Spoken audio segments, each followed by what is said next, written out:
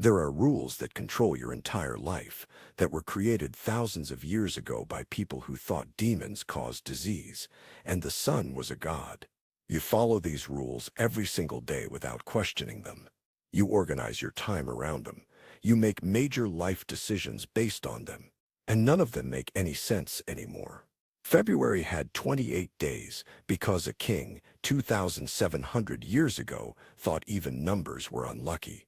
So he made every month odd-numbered except February, which got the leftover days. This random superstition is why you still have a short month in the middle of winter. A dead king's numerology obsession controls your calendar. The French Revolution tried to fix this. They created a rational calendar with 10-day weeks, 30-day months, and logical time divisions. It made perfect sense. It lasted 12 years before Napoleon abolished it because people hated change more than they hated irrationality. We went back to the Roman superstition calendar. We still use it. In ancient Babylon, priests decided that 60 was a sacred number because it could be divided by 2, 3, 4, 5, 6, 10, 12, 15, 20, and 30. So they divided hours into 60 minutes and minutes into 60 seconds. This arbitrary religious decision is why you measure time the way you do. Babylonian priests who worshipped Marduk control how you schedule meetings. But here's what should terrify you about these ancient rules. They're not just calendar quirks. They shape everything. How you work, how you marry, how you measure your life. Society reacts with the same fury as if you'd attack something sacred. Because to most people, these rules are sacred, not because they make sense, but because they've always been this way. This is 10 ancient rules we still follow for absolutely no reason, why they're completely arbitrary, and why we'll probably never get rid of them, no matter how irrational they are. 1. The 5-day work week. You work Monday through Friday and rest on weekends. This feels natural, universal, like a law of physics. It's not. It's 3,500 years old and based on a religious commandment that doesn't apply to you. In ancient Babylon, the 7-day week was created for religious observance of lunar phases. Every seventh day was holy and dedicated to rest. The Jews adopted this system around 600 BC, making the Sabbath sacred. Early Christians moved the holy day to Sunday to differentiate from Jews. The 7-day week spread globally because of religious colonization, not because it's optimal for human productivity. The 5-day work week only became standard in 1940. People worked 6 days.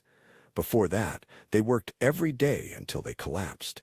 Henry Ford instituted 5-day work weeks in his factories in 1926, not because he was generous, but because he realized exhausted workers made expensive mistakes. The rest of industry followed slowly over the next 14 years. But here's what makes this insane. The 7-day week and 5-day work week aren't based on any natural cycle. Earth's rotation is 24 hours. The moon's cycle is 29.5 days. The solar year is 365.25 days. There is no celestial reason for a 7-day week. It's pure religious tradition. Studies show 4-day work weeks increase productivity by 20 to 30%. Workers are happier, less burned out, and more efficient. Companies in Iceland, New Zealand, and Japan have tested this. The results are consistent and overwhelming. 4 days is better than 5. But we'll never switch to 4 days. Because 5 days feels sacred. Not because of data or reason. Because it's what your parents did, and their parents did, and their parents did. The ancient Babylonian priests, who divided time into 7-day chunks, still control your life 3,500 years later. 2. Wedding rings on the left hand. You wear your wedding ring on the 4th finger of your left hand. Why? Because ancient Romans believed a vein ran directly from that finger to the heart. They called it vena amoris, the vein of love. This is anatomically false. There is no such vein, but you still follow this 2,000-year-old medical error.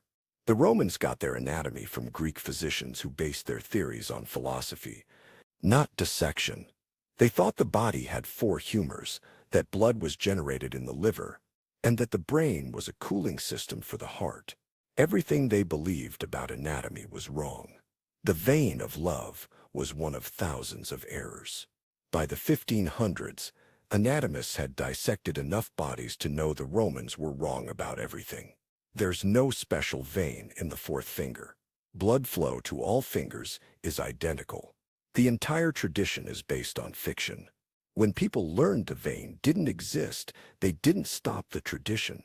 They just stopped talking about the reason. Today, people wear wedding rings on the left ring finger because that's where wedding rings go. The reason disappeared. The tradition stayed. Different cultures put the ring on different fingers. Orthodox Christians wear rings on the right hand. Some Indian cultures use the thumb. Some Asian cultures use the middle finger. All of these traditions are equally arbitrary. None are based on anatomy or logic. And the rings themselves. Ancient Egyptians gave rings as symbols of eternity 6,000 years ago. Romans copied them. Christians copied Romans. The diamond engagement ring tradition was created by De Beers in a 1938 marketing campaign. A diamond is forever convinced Americans that spending 3 months' salary on compressed carbon was mandatory for marriage. Before 1938, most engagement rings had colored stones or no stones at all. The diamond tradition is 85 years old, 3 generations. But it feels ancient because marketing works. 3. Shaking hands to greet people. You extend your right hand to greet someone. They grasp it. You pump your arms up and down several times. This bizarre ritual is so ingrained, you do it without thinking. The origin: ancient warriors proving they weren't holding weapons.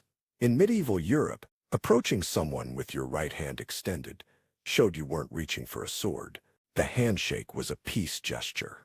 Grasping hands meant neither person could quickly draw a weapon. The up and down motion was checking for hidden daggers in sleeves. This made sense when everyone carried swords and ambush murders were common. It makes zero sense now. You're not checking for weapons. The person you're meeting isn't planning to stab you. You're performing a ritual that solved a problem that hasn't existed for 400 years. But here's what makes it worse. The handshake is actually disgusting from a health perspective. Hands are covered in bacteria. A 2014 study found that handshakes transfer 10 times more bacteria than fist bumps. During flu season, handshakes spread disease significantly more than any other greeting. During COVID-19, health authorities begged people to stop shaking hands. It was a perfect opportunity to abandon this medieval weapon-checking ritual. Some people switched to elbow bumps or bows. Most people waited until restrictions lifted and immediately resumed handshakes. Why? Because not shaking hands feels rude. You can explain that fist bumps are more hygienic. You can prove that handshakes spread disease. Doesn't matter. The medieval ritual is mandatory for business, formal meetings, and first impressions. Refuse a handshake and people assume you're hostile or strange. 4. The 12-inch foot. You measure things in feet and inches if you live in America. 12 inches equal 1 foot. 3 feet equal 1 yard. This system makes no mathematical sense.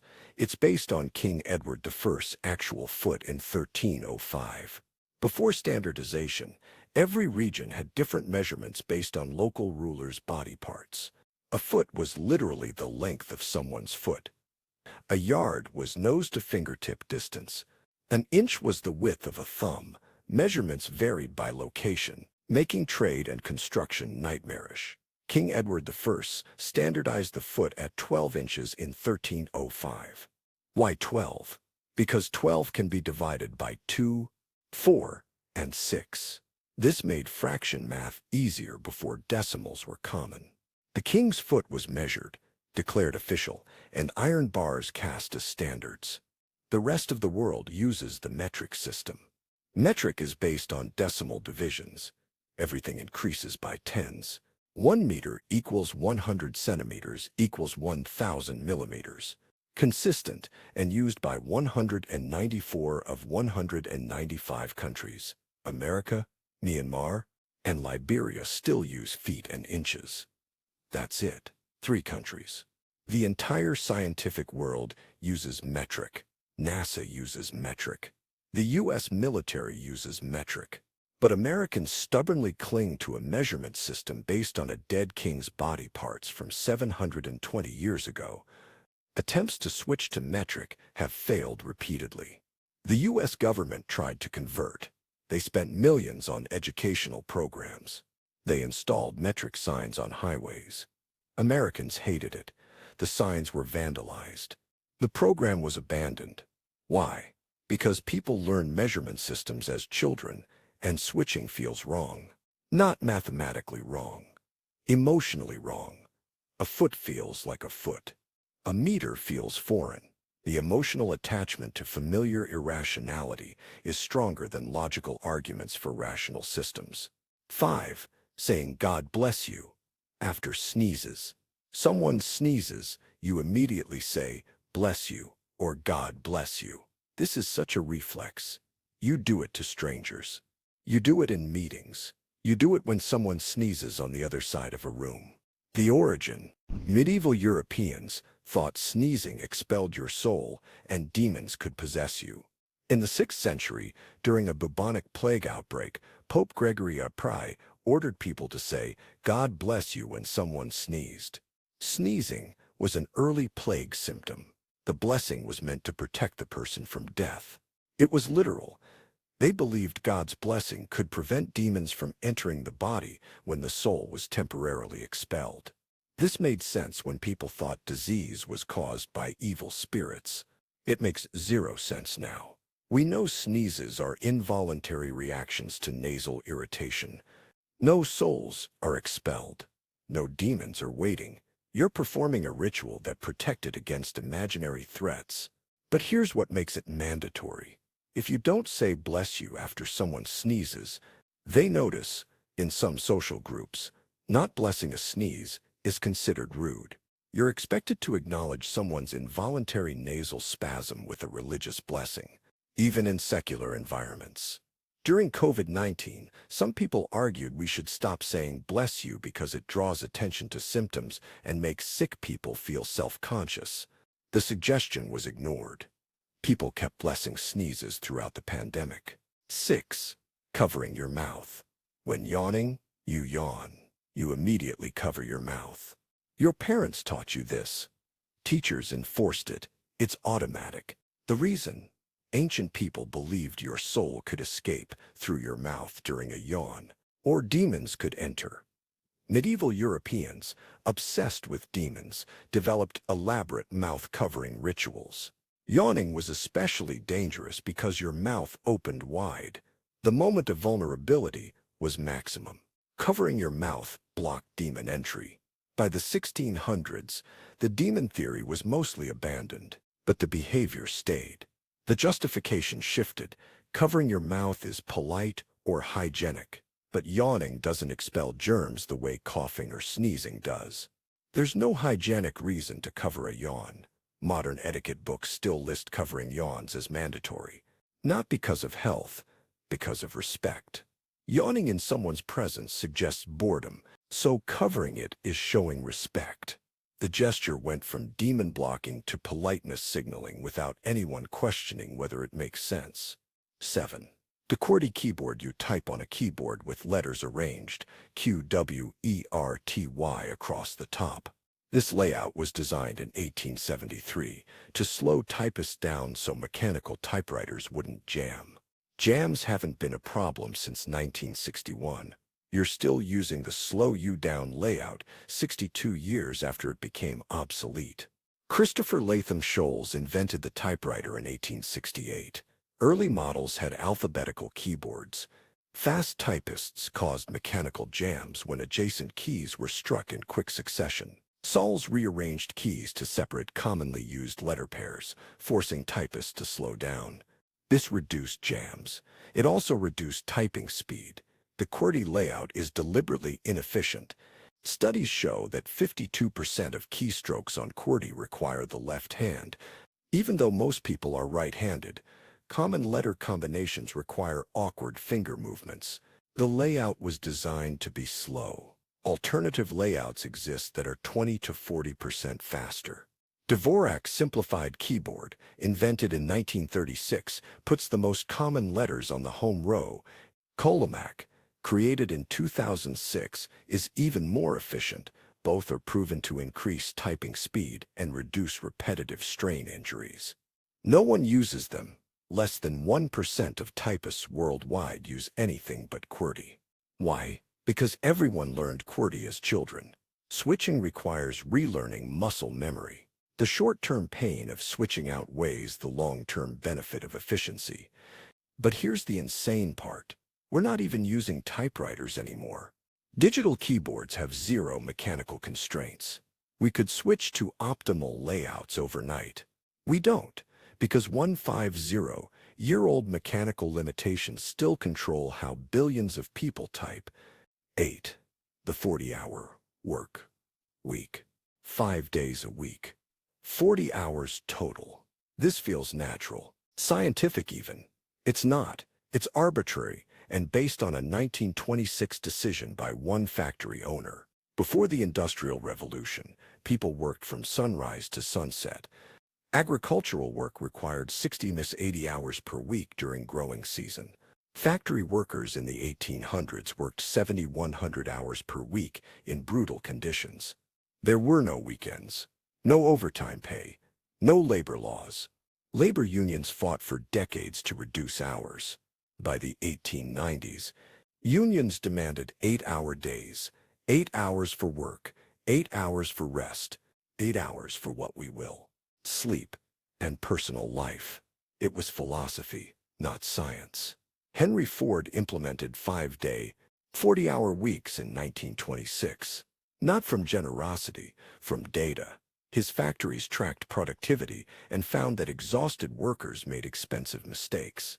Reducing hours to 40 per week reduced errors without reducing output.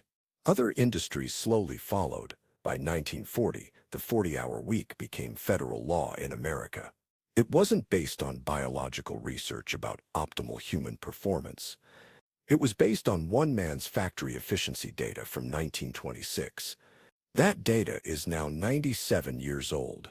Modern research shows that knowledge workers are productive for 3 to 4 hours per day. The rest is spent in meetings, checking email, pretending to work, or recovering from cognitive fatigue. The 40-hour week makes sense for assembly line workers doing repetitive physical tasks. It makes 0 sense for people doing creative or analytical work. Countries that have tested 32-hour workweeks, 4 8-hour days report 20 to 30% productivity increases. Workers are happier, healthier, and more efficient. The business case for 4-day weeks is overwhelming. But here's why we'll never switch. The 40-hour week feels morally correct. Working less feels like laziness, even when data proves it's more productive. The Protestant work ethic. Work is virtuous. Leisure is sinful, controls our thinking. A 97-year-old decision based on factory data controls how billion-dollar tech companies structure their workday. 9. Wearing black to funerals. Someone dies. You attend the funeral wearing black. Not wearing black is socially unacceptable. Why? Because Queen Victoria wore black for 40 years after her husband died in 1861. And wealthy people copied her, and eventually everyone did. Funeral attire varied by culture and class. Romans wore dark togas. Egyptians wore white. Medieval Europeans wore whatever they owned. There was no universal mourning color. Queen Victoria's husband Albert died of typhoid in 1861. She wore black mourning clothes every day for the remaining 40 years of her life. She was queen of the British Empire, the most powerful person on earth. Wealthy people copied her. Middle-class people copied wealthy people. By 1900, black was the mandatory mourning color across the Western world. It's completely arbitrary. Many Asian cultures wear white to funerals. Some African cultures wear bright colors to celebrate the deceased's life. The idea that grief requires black clothing is Victorian fashion, nothing more. But try wearing bright colors to a Western funeral. You'll be judged harshly. Not because black has any logical connection to grief, because one Queen's 160-year-old fashion choice became an unbreakable social rule. Then, the traditional school calendar, summer off school, runs September through June with summers off. This feels natural, necessary for children's development. It's actually based on 1800s agricultural schedules that don't apply to 99% of families anymore. In agrarian societies, children were needed for farm work during planting and harvest seasons. Schools closed during these periods so children could work. The 3-month summer break aligned with peak agricultural labor demand. This made sense when 90% of Americans lived on farms. Today, less than 2% of Americans work in agriculture. The reason for summer break no longer exists, but we still structure the entire education system around it. Year-round, schooling with shorter, more frequent breaks has been tested extensively. Students retain more information. Learning lost during breaks is reduced. Teachers are less burned out. Academic performance improves across all demographics. But here's why it will never change. Parents expect summer break because they had summer break. The vacation industry depends on it. Summer camps, tourism, childcare, entire economic sectors are built around the 3-month break. Changing would require restructuring systems that employ millions of people. And people resist it emotionally. Summer break is childhood. It's tradition. It's how school works. The fact that it's based on 1800s farming schedules doesn't matter. The fact that it hurts academic performance doesn't matter. The emotional attachment to tradition overrides logical arguments for improvement. Why we'll never stop following these rules? They're based on medieval superstitions, ancient religious practices, Victorian fashion, or industrial-era compromises. None have scientific basis. None are necessary for modern life. But here's why they're permanent. Humans don't follow rules because they make sense. We follow rules because they're familiar. Change feels wrong even when change is improvement. The emotional cost of abandoning tradition is higher than the practical cost of maintaining irrationality. The French Revolution tried to rationalize everything. Decimal time, 10-day weeks. Metric measurements based on Earth's circumference. It was all logical, scientific, and perfectly designed. People hated it. Most of it was abandoned within 20 years.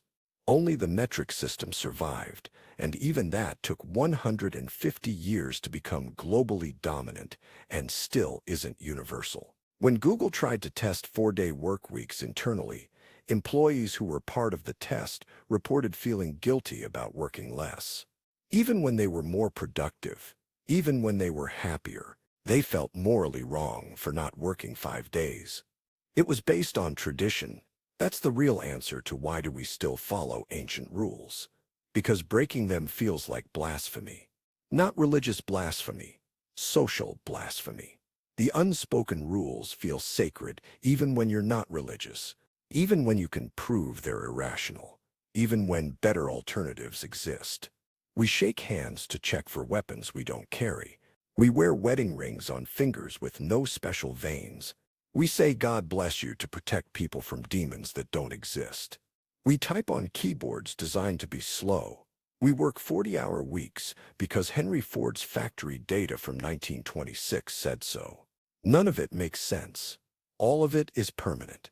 Because ancient rules aren't really about the rules, they're about the comfort of familiarity. And humans will choose familiar irrationality over unfamiliar logic every single time. That's why these rules still control your life. Not because they work, because they're what everyone else does. And breaking tradition, even stupid tradition, is the one thing humans fear most.